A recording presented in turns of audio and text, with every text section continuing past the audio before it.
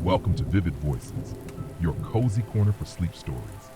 In this space, we're here to help you unwind, relax, and drift into a peaceful sleep. So, find a comfortable spot, close your eyes, and let the soothing sound of our stories gently guide you into a world of calm and rest. Tonight, we'll take you on a journey. No rush, no worries, just pure relaxation. Stay with us and let your mind float away as we bring you stories designed to help you fall asleep fast and sleep deeply. Sweet dreams await. For this is the tale of the 12 Dancing Princesses. It's a story of mystery, magic, and cleverness, where 12 princesses with a strange secret leave their father baffled, and a brave soldier sets out to uncover the truth. Once upon a time in a far-off kingdom, there lived a king who had 12 beautiful daughters. These princesses were as graceful as the moonlight, and they all shared one thing in common, a mystery. Every morning, the king would find their shoes completely worn out, as if they had been dancing all night. But no one knew how or where this could be, for their bedroom was locked and guarded each night. The king was bewildered and concerned, for no one could explain how this was happening. So he made a grand proclamation. Whoever can solve the mystery of my daughter's worn-out shoes shall marry one of them and inherit my kingdom. But if after 3 nights they fail to discover the truth, they will lose their life. Many princes and noblemen from far and wide came to try their luck, eager for the chance to solve the riddle and win the king's favor. But one by one, they all failed. For 3 nights, they stayed at the palace. But by morning, the princess's shoes were always worn through, and no one could explain it. And as the king had decreed, those who failed were put to death. Now, it so happened that a brave but poor soldier was traveling through the kingdom when he heard of the king's proclamation. Curious and without much to lose, the soldier decided to try his luck. As he journeyed toward the palace, he came across an old woman sitting by the roadside. She was frail and looked as if she had seen many years, but her eyes were bright with wisdom. The soldier greeted her politely, and the old woman asked, "Where are you going, my young man?" "I am going to the king's castle," the soldier replied. "I want to find out where the princesses go at night to wear out their shoes." The old woman smiled kindly. "That is no easy task, my dear, but I can help you." She handed him a cloak of invisibility. "This magic cloak will make you invisible," she said. "Use it wisely. But be careful, not everything is as it seems. Do not drink the wine the princesses offer you, for it will put you to sleep. Stay awake, and you shall discover the secret." Thanking the old woman, the soldier tucked the cloak under his arm and continued on to the palace. The king welcomed him and, like the others before him, placed him in a room next to the princess's chamber. That night, the eldest princess brought him a goblet of wine, as was their custom for all who tried to solve the mystery. The soldier, remembering the old woman's warning, only pretended to drink the wine, but secretly poured it out when no one was looking. Then he lay down on his bed and closed his eyes as if he had fallen asleep, but in truth, he was wide awake. As midnight approached, the soldier watched from under the cloak of invisibility as the eldest princess, thinking he was asleep, whispered to her sisters, "Our guest is asleep. We can go now." One by one, the 12 princesses got out of bed, dressed in their finest gowns, and tiptoed toward the door. They lifted a secret panel in the floor, revealing a hidden staircase that led deep into the earth. The soldier, invisible in his cloak, followed them down the staircase into a world like no other. They descended deeper and deeper until they reached a magical forest where the trees had leaves made of silver, shimmering in the moonlight. The soldier broke off a small branch from one of the trees as a token to show the king. The princesses didn't notice, for they were laughing and talking among themselves, not knowing they were being followed. They crossed through the silver forest and came to another, where the leaves of the trees were made of gold. The soldier broke off a branch from here as well. Finally, they reached a third forest, where the trees' leaves were made of diamonds, glittering like stars in the dark night. Again, the soldier took a branch as proof. Beyond the forest, there was a great lake, and on the shore, 12 beautiful boats were waiting, each one with a handsome prince to row the princesses across the water. The soldier, still invisible, slipped into the boat with the youngest princess. As the boat glided across the shimmering lake, he heard the youngest princess say, "I feel something strange tonight. It feels as if someone is following us." But the eldest princess reassured her, saying, "Nonsense, we're alone, and our guest is fast asleep." On the other side of the lake stood a grand and glittering palace where music filled the air. The 12 princesses entered the palace, and there they danced the night away with their 12 princes. The soldier watched, amazed from the shadows, but after hours of dancing, he began to grow tired. By dawn, the princesses finally grew weary as well, and they returned across the lake, through the 3 enchanted forests, and back up the hidden staircase to their room. The soldier quickly ran ahead and lay back down on his bed, pretending to be asleep just as the princesses tiptoed back into their room, exhausted but content. The next morning, when the king asked if the soldier had discovered the secret, the soldier smiled and said, "I know where the princesses go to dance the night away." The king was astonished. "Tell me everything," he demanded. The soldier recounted the entire journey, how he had followed them through the silver, gold, and diamond forests, crossed the lake, and watched them dance in the enchanted palace. To prove his story, he showed the king the branches he had taken from each forest. The king could hardly believe his ears. He summoned his daughters, and when they saw the branches, they knew their secret had been uncovered. The eldest princess confessed everything, and the king, though both amazed and relieved, kept his promise. The brave soldier was offered the hand of one of the princesses in marriage, and he chose the youngest, who had seemed the kindest and gentlest of all. They were soon wed, and the king declared that the soldier would inherit the kingdom. As for the 12 princes who had danced with the princesses, they were never seen again. And so the soldier and the youngest princess lived happily ever after, ruling the kingdom with wisdom and kindness. And the mystery of the 12 dancing princesses was never forgotten, for it had been solved not by force, but by patience and cleverness. And that, my dear, is the story of the 12 dancing princesses, where the truth was hidden deep beneath the surface, and a clever heart was the key to unraveling the enchantment.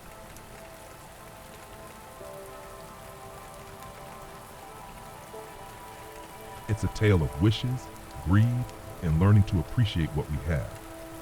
This is the story of the fisherman and his wife. Once upon a time, there was a poor fisherman who lived with his wife in a small, run-down hut near the sea. Each day, the fisherman would go out with his rod and fish, hoping to catch something to bring home for dinner. They lived simply, but his wife was always complaining.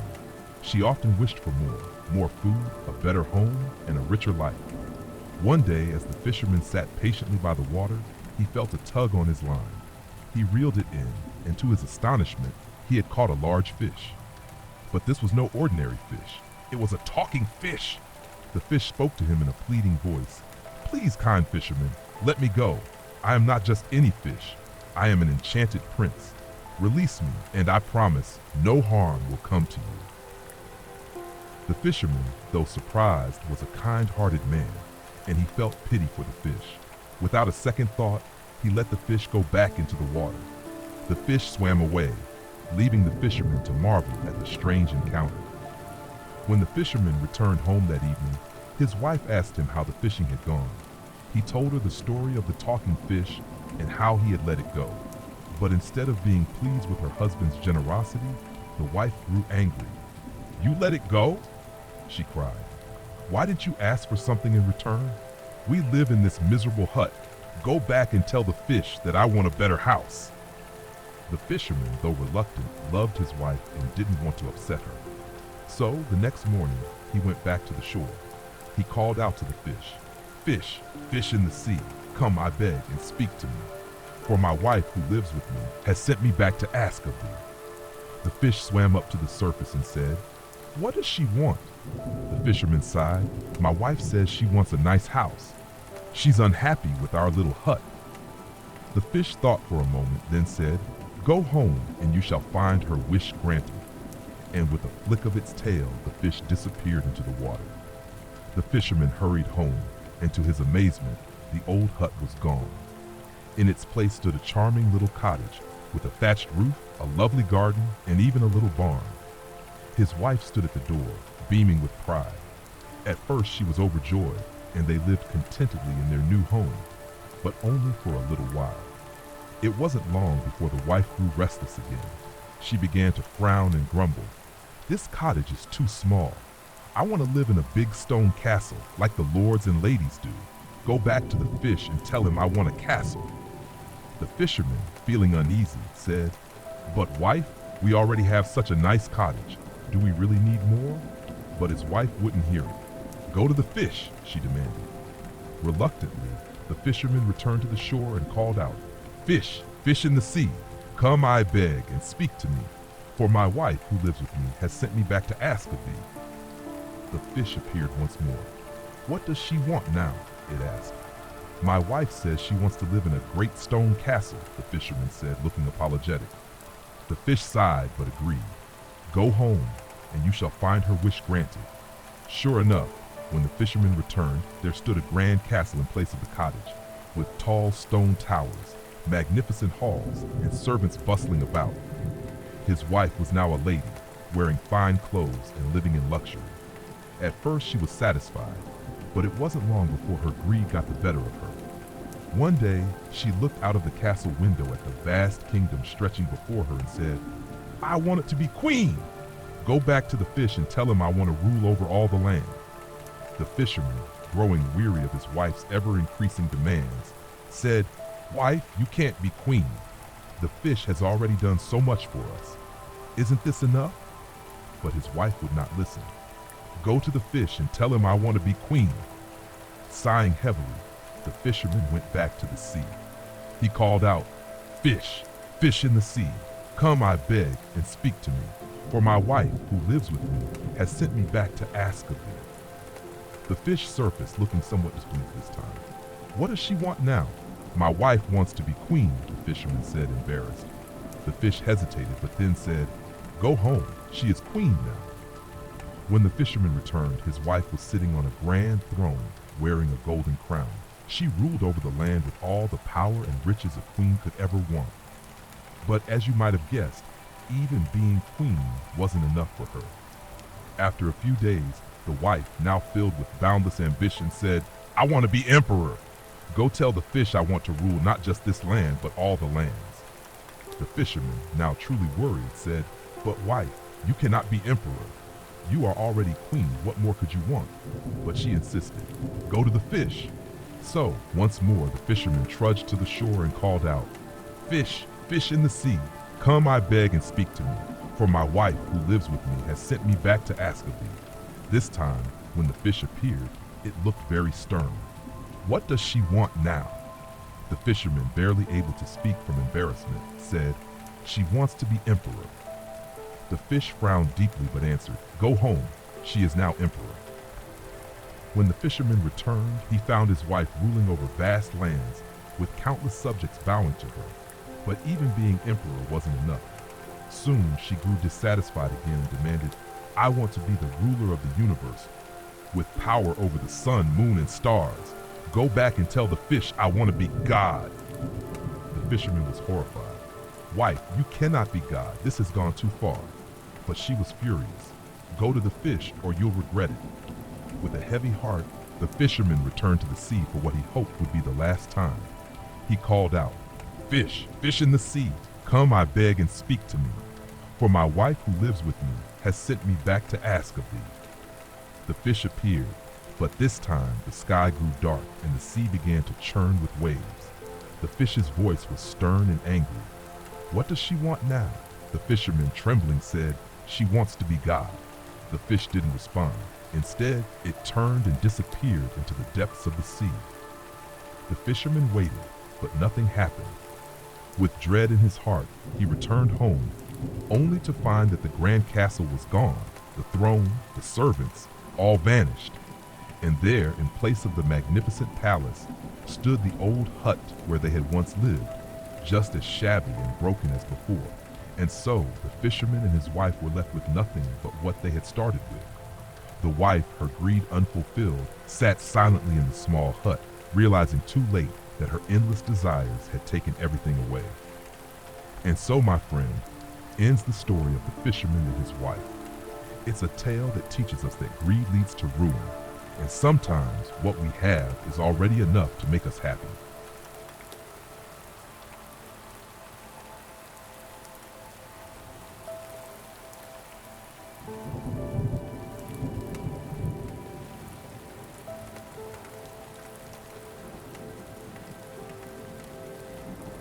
Then let me tell you the tale of the dog and the sparrow. This is a story of loyalty, betrayal, and a surprising friendship between two unlikely companions. Once upon a time, there was a poor old man who owned a dog. This dog was not just any dog, but the man's closest companion and most loyal friend. However, the old man was so poor that he could hardly feed himself, let alone his dog. One day, filled with sorrow, he said to the dog, "I can no longer feed you, my poor friend. I must let you go." The dog, loyal as ever, wagged his tail, not understanding the gravity of the situation. The old man, heartbroken, took the dog out into the forest and left him there, hoping he would find a new life on his own. The dog wandered through the woods, sad and alone, not knowing where to go.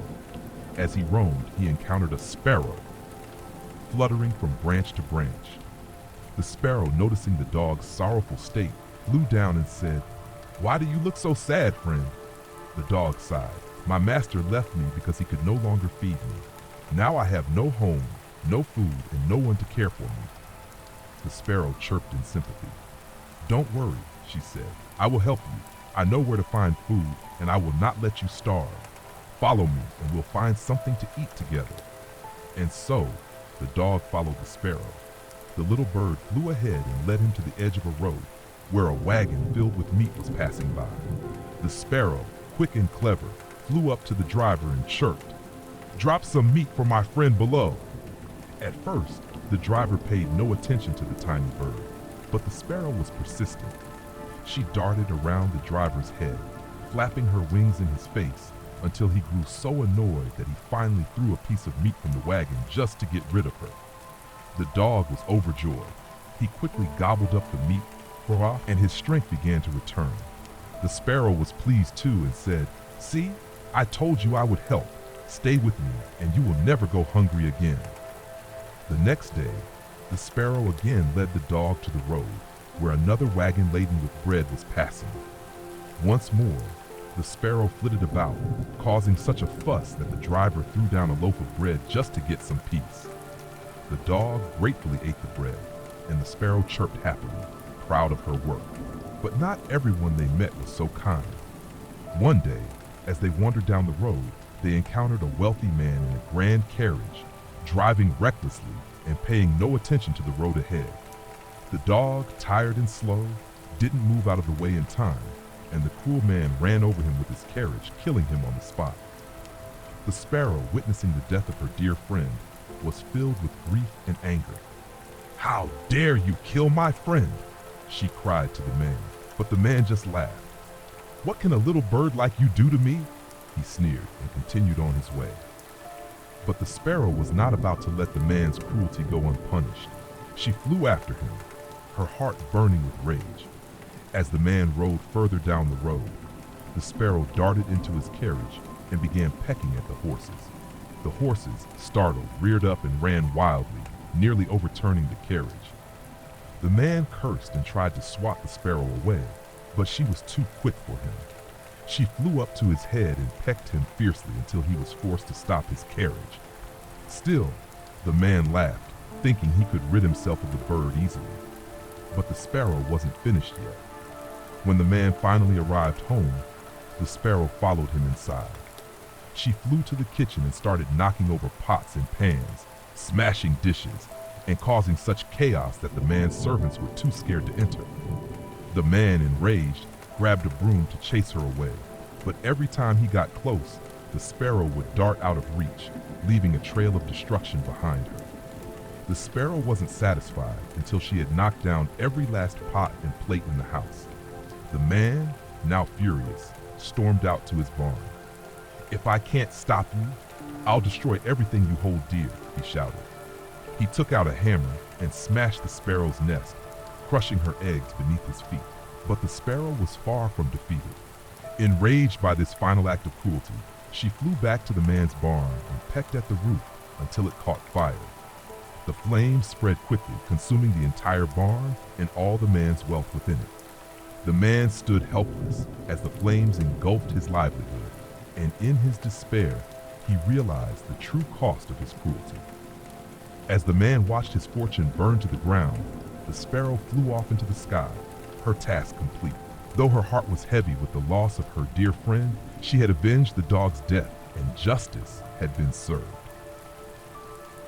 And so ends the tale of the dog and the sparrow, a story that reminds us that even the smallest creatures can fight back against cruelty, and that loyalty and friendship, no matter how unlikely, should always be cherished.